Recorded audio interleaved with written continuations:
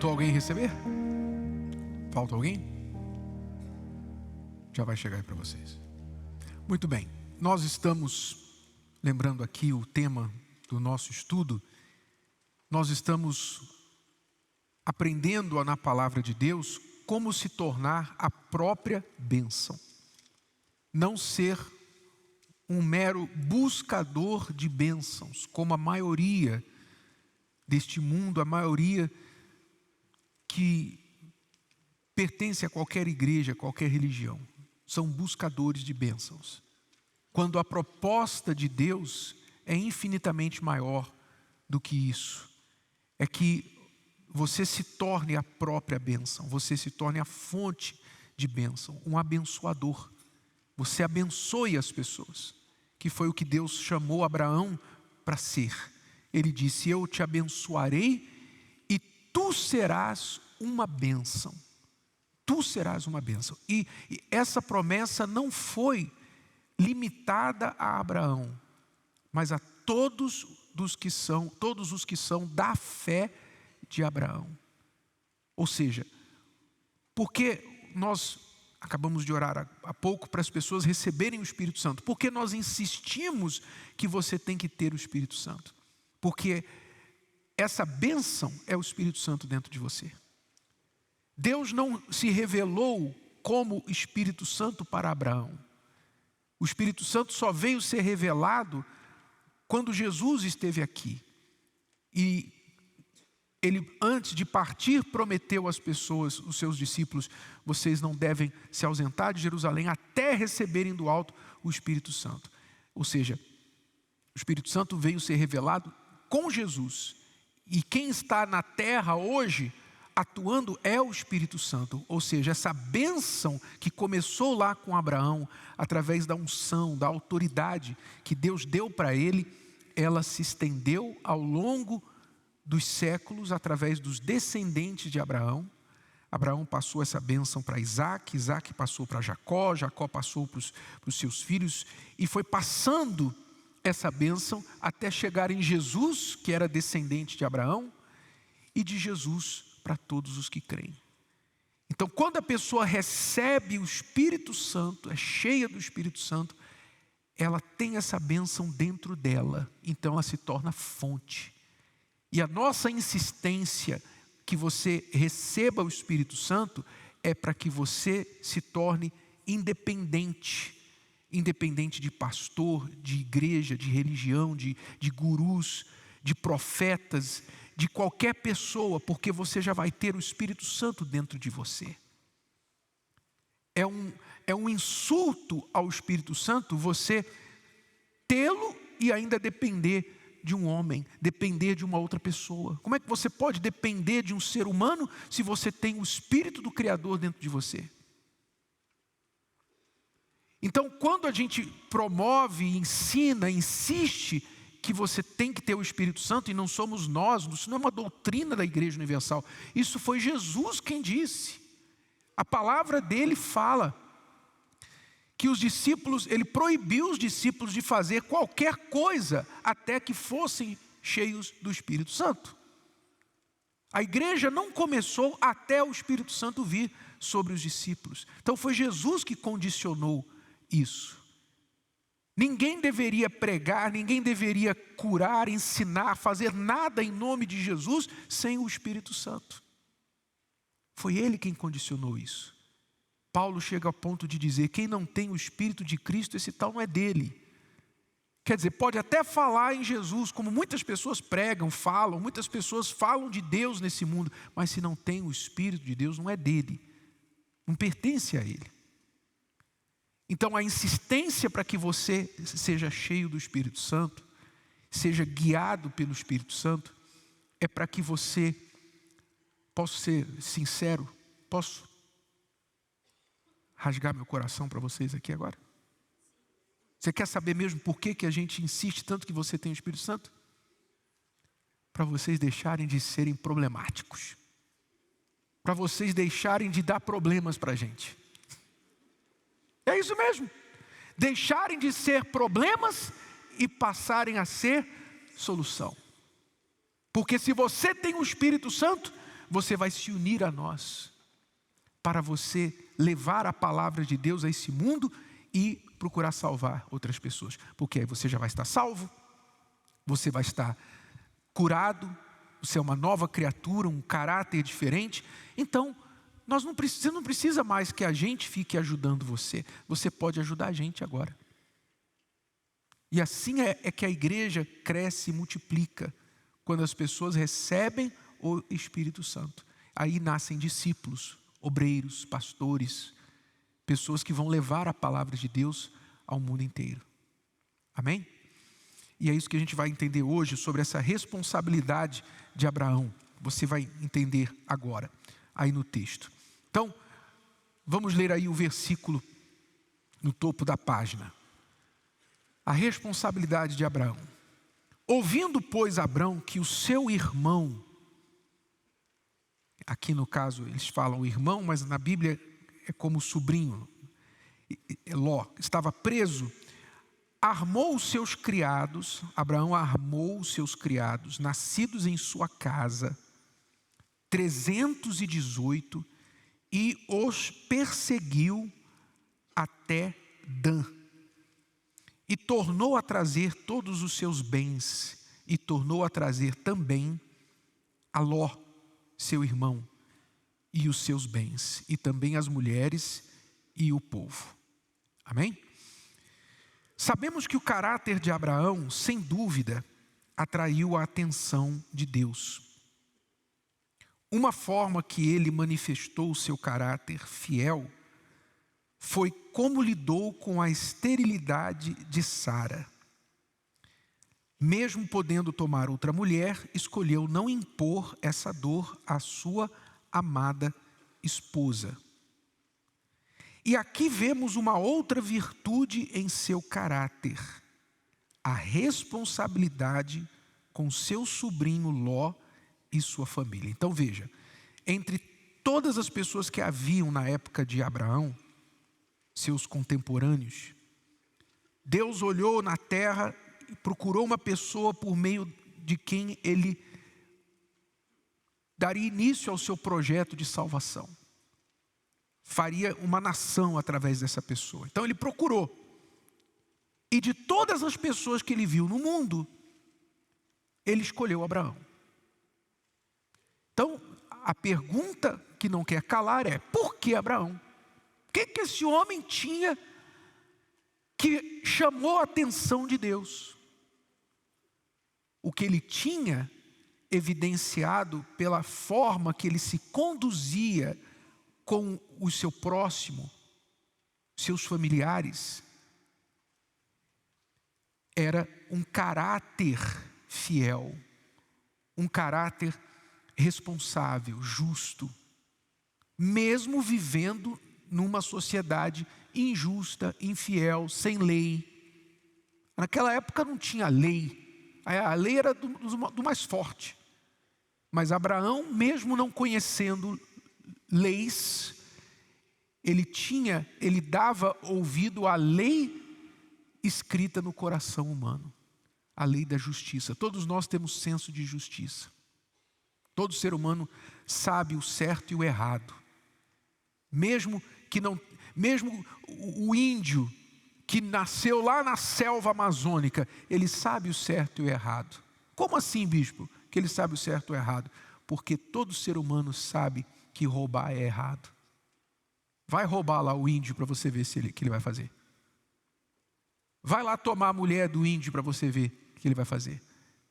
Quer dizer, não importa se a pessoa é civilizada ou bárbara, ela tem dentro dela a lei de Deus escrita no coração.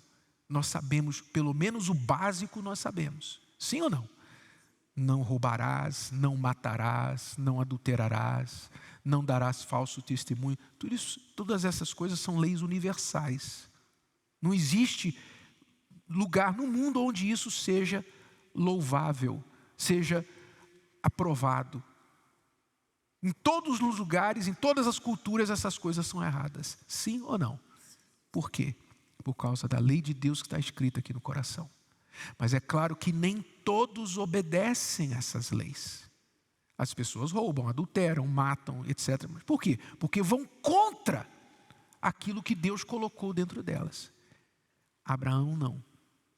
Abraão, em meio à baderna espiritual, à falência moral que havia na época, a idolatria que prevalecia, Abraão, mesmo assim, escolheu se conduzir de forma correta.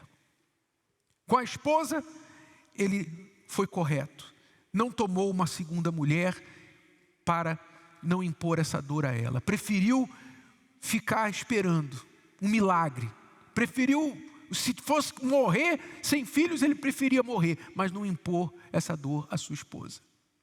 Então, esse caráter fiel a uma mulher estéril, que não dava para ele filhos, isso chamou a atenção de Deus. Deus certamente olhou e pensou: se essa pessoa é fiel, se esse homem é fiel, uma mulher que não pode dar filhos para ele, que é uma questão de sobrevivência do seu nome, imagine quando ele me conhecer, como ele será fiel a mim. Então, primeira coisa que chamou a atenção de Deus, caráter de Abraão com respeito à sua esposa, fidelidade. Segunda coisa, senso de responsabilidade. Senso de responsabilidade. Que foi esse senso de responsabilidade? Nós vimos através de Ló, que é o que a gente continua aqui para entender melhor a história. Então, aqui vemos outra virtude em seu caráter, a responsabilidade com seu sobrinho Ló e sua família. O irmão mais novo de Abraão, Harã, tinha morrido e deixado seu filho Ló órfão. Como a mãe de Ló não é citada, é provável que também faleceu, talvez no mesmo episódio. Abraão então assumiu Ló como um filho, por isso o levou consigo quando obedeceu o chamado de Deus. Então, quando Deus falou para Abraão: sai da tua terra, da tua parentela, etc., vai para a terra que eu te mostrarei, Abraão levou Ló. Foi uma desobediência? Foi e não foi. Porque Ló era parente dele, não era filho, mas porque Abraão assumiu Ló como filho, já que ele não tinha pai nem mãe, e seu pai era irmão de Abraão, então Abraão, como irmão mais velho, Harã era o irmão mais novo. Então Abraão, como irmão mais velho, ele sentiu na obrigação de cuidar do sobrinho. Eu vou cuidar de você. Quer dizer, senso de responsabilidade. Ele mesmo tomou isso para si. Então, continuando. Abraão então assumiu Ló como um filho, por isso o levou consigo quando obedeceu o chamado de Deus. Mas Ló não tinha a mesma fé do seu tio. Logo se separou dele e guiado pelo quê? Ló foi guiado pelos olhos, quer dizer, ele viu lá as campinas do Jordão. Guiado pelos olhos, foi atrás de uma vida independente e mais confortável em Sodoma. Quer dizer, foi para a cidade. Abraão, ele não ficava num lugar. Ele obedecia a Deus, vai para lá, vai para cá. Abraão montava suas tendas, ele vivia uma vida simples, era rico. Abraão já era rico quando Deus o chamou. Ficou mais rico depois, mas continuou vivendo uma vida simples. Você sabe que há pessoas neste mundo que são milionárias, alguns são bilionários e vivem vida simples. Não esbanjam, não demonstram, não ostentam com a forma de investir, a forma de viver. Vivem uma vida simples. Por quê? Porque a riqueza não mexe com eles. Abraão era esse tipo de pessoa. Mais uma parte do caráter dele que provavelmente chamou a atenção de Deus. Então, Abraão vivia em tendas, uma vida simples, mas Ló, provavelmente instigado pela mulher, a gente fala provavelmente porque a gente sabe.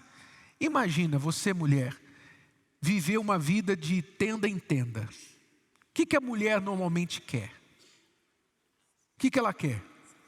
Segurança, ela quer uma casa, não é? Ela quer uma casa, ela quer ficar tranquila, não quer ficar arrumando as coisas, a roupa. Vamos mudar de novo, vamos agora, vamos caminhar pelo deserto. Mas para onde a gente vai? Não sabemos, vamos em frente. A pior coisa para a mulher é não saber para onde ela está indo. Por isso que muitas mulheres hoje são frustradas, sempre foram, mas hoje muitos homens que não passam segurança para suas respectivas esposas, elas ficam frustradas, porque elas querem saber, quando é que a gente vai sair aqui da casa dos nossos pais, do seu sogro, do meu sogro? Quando é que a gente vai sair daqui? Não sei, vamos ver. A mulher quer morrer, mas não ouvir essas palavras do homem. Sim ou não? Não sei, vamos ver, estou vendo aí, estou vendo. Vamos ver. A mulher não quer essa insegurança, ela quer saber para onde ela está indo. O homem quer viver para o aqui e agora, a mulher estava olhando lá na frente. Então, certamente, a mulher de Ló teve uma colherzinha aí nessa situação. A mulher de Ló deve ter falado assim: Ló, você não precisa do teu tio. A gente já tem bastante dinheiro, a gente já tem bastante ovelhas. Por que a gente não vai para uma cidade, se estabelece lá e fica lá de boa? Não fica mais nessa coisa de ficar indo. A gente não sabe nem para onde teu tio está indo, nem ele sabe para onde ele está indo. Você não consegue imaginar essa conversa? Você acha difícil que aconteceu essa conversa? Eu não acho difícil, não. Eu acho que provavelmente 100% de chance que aconteceu essa conversa. Sim ou não? Nem teu tio sabe para onde ele está indo. Você não precisa mais dele. Pega o que é teu, a gente pega o que é nosso aqui e a gente vai. Tem Sodoma, eu ouvi falar que as pessoas são ricas lá, as pessoas se divertem a beça lá. Vamos para lá, Ló. E Ló, que também a Bíblia demonstra, tinha um caráter assim fraco, muito influenciável. Então foi na conversa dos seus olhos e da sua esposa, da sua mulher, e decidiu ir lá para Sodoma. E aí o que aconteceu lá? Você sabe a história, mas resumindo aqui, Ló não tinha a mesma fé que do seu tio, logo se separou dele e, guiado pelos olhos, foi atrás de uma vida independente e mais confortável em Sodoma. E foi lá que o pior lhe aconteceu. Ló, sua esposa e filhas, além de todos os moradores de Sodoma, foram capturados por 4 reis. Foi aí que Abraão, mais uma vez, exerceu sua responsabilidade pela alma de Ló. Juntou 318 de seus homens e foi resgatá-lo, arriscando sua vida. Depois de retornar vitorioso, Abraão ainda teve de lidar com a ingratidão e cegueira espiritual de seu sobrinho, que mesmo depois de tudo que passou, decidiu o quê? Pois é. Ló foi levado cativo. Quando Abraão recebeu a notícia, ele falou, o que era o normal? O que era o normal? Abraão, nessa altura, já devia ter os seus 80 e tantos anos. Abraão, quando recebeu a notícia, o normal era ele ter falado assim, poxa, olha que o meu sobrinho, no que ele foi se meter. Mas o que eu vou fazer agora? O que eu posso contra 4 reis? Exército de 4 reis, 4 exércitos. O que eu posso fazer? Sinto muito, Ló. Sinto muito. Você plantou, agora você colheu. Abraão poderia ter deixado para lá, sim ou não? Mas não. O que ele fez? Ele pensou, não posso. Eu tenho que tentar resgatar pelo menos o meu sobrinho. Voltar a resgatar a liberdade dele. E Abraão então juntou lá 318 homens nascidos na sua casa, quer dizer, criados por ele, homens de confiança, de fé, de coragem, valentes, e foi perseguindo esses 4 reis. E à noite, numa emboscada, Abraão foi contra esses reis e venceu os reis. com seus 318 homens. E trouxe de volta Ló, sua família e todo o povo de Sodoma. E aí você imaginaria, né, que Ló voltaria com o rabinho entre as pernas, né? Você não imaginaria isso? Que Ló todo envergonhado assim, poxa tio, desculpa ter dado esse trabalho aí para o senhor. Poxa tio, o senhor aceita a gente de volta? O senhor aceita a gente de volta, a gente vai voltar para cá, ficar junto do senhor. Você imagina que Ló, né, faria isso, mas não. Quando Ló se viu livre, deu um joinha para Abraão e falou: valeu tio, fui, vou voltar para Sodoma. E voltou para Sodoma. Ló voltou para Sodoma, quer dizer, um ingrato, um cabeçudo, que não conseguia enxergar, que 2 vezes ele deu as costas para a bênção de Abraão. 2 vezes. É difícil, às vezes a gente tem dificuldade de entender, não é? Como que as pessoas recebem tantas oportunidades de mudar de vida, de se arrepender, de aprender com os erros delas, né? Você às vezes tem familiares, amigos, que você pensa assim, a pessoa rebelde, não quer saber de Deus, não quer saber das coisas certas, você avisa, mas ela é teimosa e sempre segue o caminho errado. Aí ela vai se dar mal, pá! Aí você pensa assim, bom, agora ela vai aprender. Não é? Você pensa, agora ela vai aprender, agora ela vai tomar juízo. Não. Ela continua cavando. Ela chega no fundo do poço e ela continua assim, eu vou continuar cavando, que de repente eu saio lá na China. Ela continua cavando, porque ela acredita que ela está certa. E a gente fica nessa situação, meu Deus, a vontade que dá é essa vontade, que lendo a história, a gente pensa assim, poxa, por que Abraão foi se importar, foi se inquietar com isso? Ele correu risco, ele poderia ter morrido. Abraão não era um menino mais, e ele poderia ter morrido. A gente sente essa sensação, mas Abraão, ele foi movido muito mais pelo seu senso de responsabilidade que ele tinha como pai para Ló, do que esse sentimento que a gente tem de dizer, quer saber? Se vira. Olha o senso de responsabilidade. Então isso chamou a atenção de Deus. Isso chamou a atenção dele no caráter que havia em Abraão. Quer dizer, uma pessoa que fazia o seguinte, Abraão era da seguinte mentalidade: eu vou fazer o que é certo, não importa se a pessoa merece ou não. Eu vou fazer o que é certo. Não importa se todo mundo está fazendo errado, não importa se a pessoa merece ou não merece, eu vou fazer o que é certo por ela, vou fazer a minha parte. Se ele gostou, se ele apreciou ou não, o problema dele, mas eu vou fazer a minha parte, não vou dever nada para ele. Amém? Esse é o caráter que quem é filho de Deus, quem é a própria bênção, filho de Abraão na fé, também tem. Nós temos que ter, de fazer a nossa parte, fazendo o certo pelas pessoas. Se elas vão apreciar ou não, não é isso que é a pregação do Evangelho? O que é a pregação do Evangelho? A pregação do Evangelho é você sacrificar a sua vida por gente que você nem conhece, por gente que te xinga, que te chama de crente, de fanático. Não é isso que a gente faz? Nós, pastores, somos criticados, chamados de todos os nomes, mas a gente está lá na madrugada falando com a pessoa. Está lá na madrugada. Está lá evangelizando, está lá, sabe? A pessoa falando horrores a nosso respeito.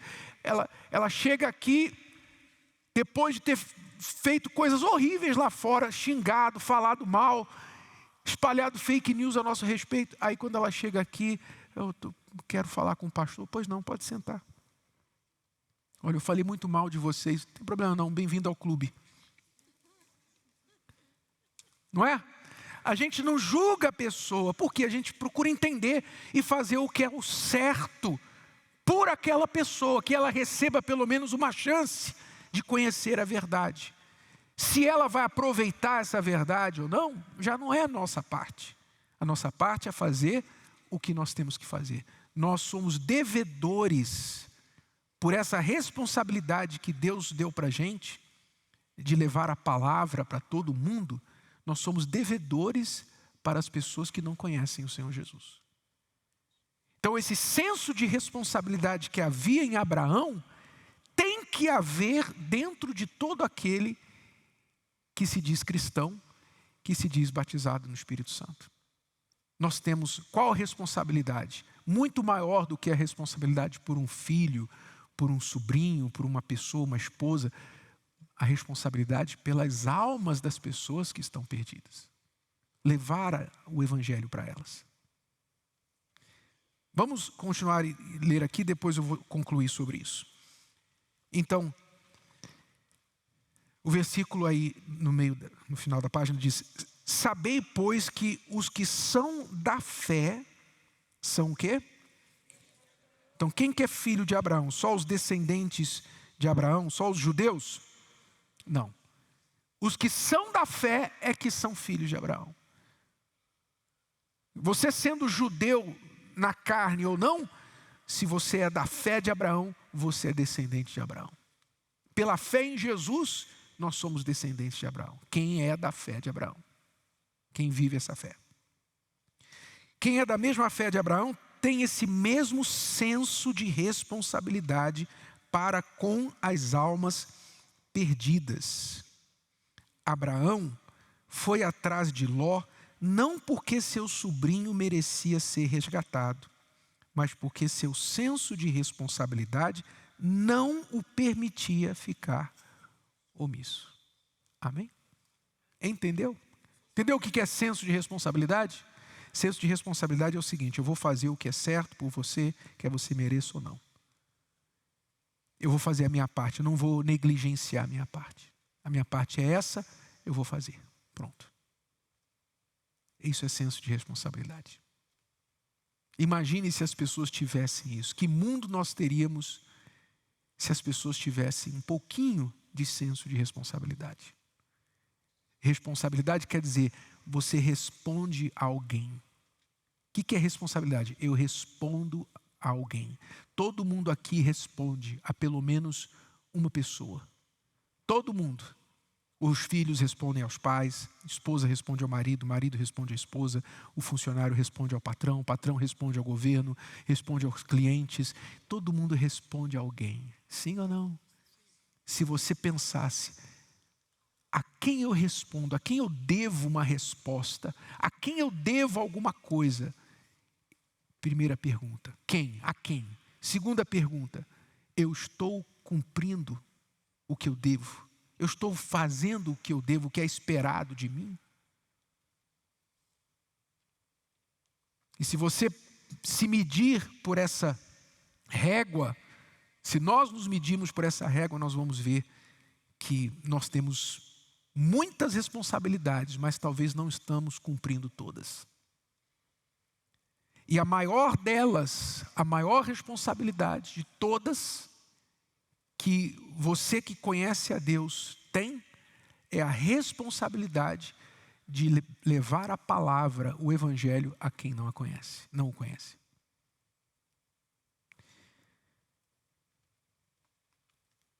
O último parágrafo aí diz: quem é a própria bênção, carrega a responsabilidade de compartilhá-la com quem ainda não é a própria bênção. E cumpre essa responsabilidade a todo custo. Lá em Coríntios diz assim, olha só, leia esse versículo aí na tela em voz alta, por favor. Se anuncio o Evangelho, não tenho de que me gloriar, porque me é imposta essa obrigação. E ai de mim, se não anunciar o Evangelho. O apóstolo Paulo falou essas palavras? Quem impunha essa obrigação sobre ele? Quem impunha? Era Pedro? João? Quem impunha a obrigação a Paulo de pregar o evangelho?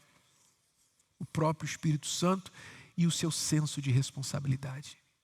Ai de mim! Ai de mim! Quer dizer, olha a seriedade que ele tratava o assunto. Ai de mim, se eu não anunciar o evangelho. Essa obrigação moral, era uma obrigação moral que ele sentia de levar a palavra para as pessoas. Só quem é salvo sente essa obrigação. Aqui está uma forma de você saber se você tem o Espírito Santo mesmo ou não.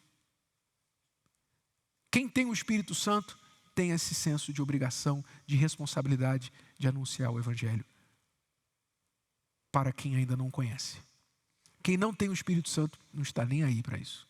Não está nem aí. Quem não tem o Espírito Santo está olhando para quê? Aqui, ó. Está olhando para o seu umbigo. Quem não tem o Espírito Santo está assim. Quem tem o Espírito Santo está olhando os campos brancos, prontos para a colheita. E está pensando, meu Deus, a colheita está pronta. E nós não temos mãos, trabalhadores para ceifar. Vai estragar a colheita. Imagine o agricultor tem o campo pronto para colher. Está lá o campo cheio de laranjas, prontinhas para ser colhidas, mas ele não tem mãos para colher. Ele não tem trabalhadores. Então, só pouquinhos ele consegue colher. E vai passando o tempo, ele não tem trabalhadores, as laranjas vão passando da época, vão caindo, vão apodrecendo. É assim que acontece com o mundo. Porque há poucos trabalhadores, a seara é grande, a ceifa é grande, mas tem poucas mãos para colher. Essa é a grande tragédia do mundo espiritual hoje. Porque não é que faltam cristãos, não faltam cristãos. Não faltam. Tem gente, aqui nós temos milhares de pessoas. Mas se Deus chamasse você hoje, para você deixar o que você tem, o que você faz e ir para algum lugar fazer a obra dele, ganhar almas, o que você responderia? Não responda para mim não, responda para você. O que você faria se o Espírito Santo te chamasse? Olha, você vai deixar sua casa, você vai deixar os seus planos, seus projetos, seu trabalho, sua profissão, seus negócios. Você vai deixar sua família, você vai deixar, como falou com Abraão. Você vai sair e vai para tal lugar.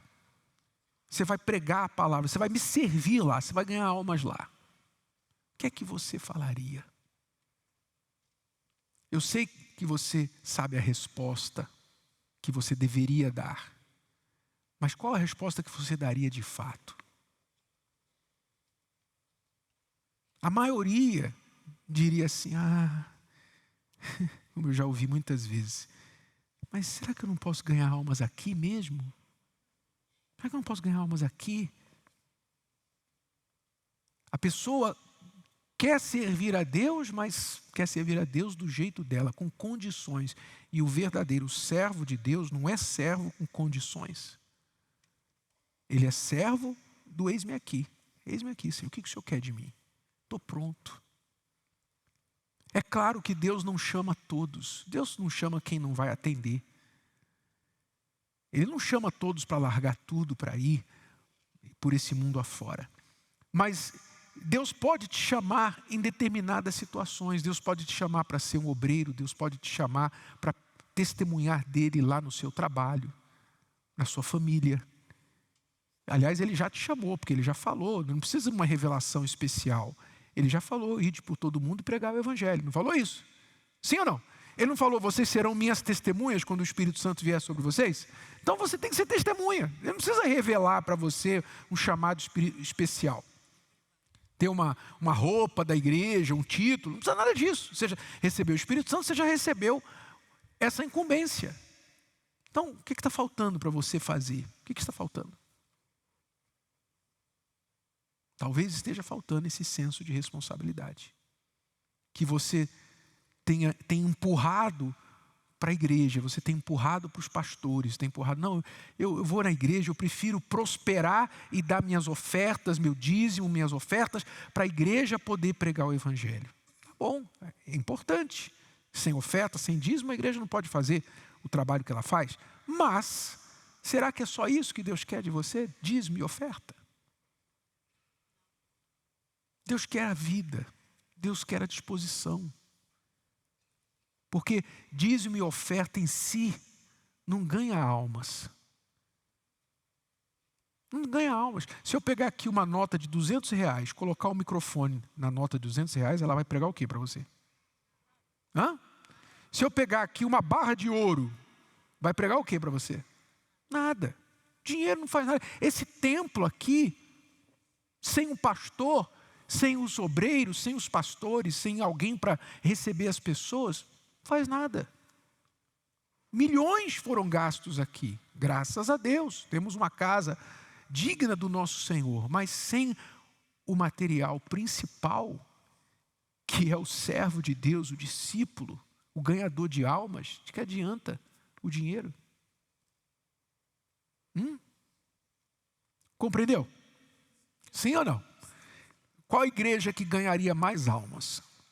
Uma igreja que tem 10 bilionários que não têm o Espírito Santo, não são discípulos, dão muitas ofertas e dízimos, ou uma igreja de pessoas pobres, 1000 pessoas pobres, mas cheias do Espírito Santo? Qual igreja vai ganhar mais almas? Só você pensar, só pensar. Pensa.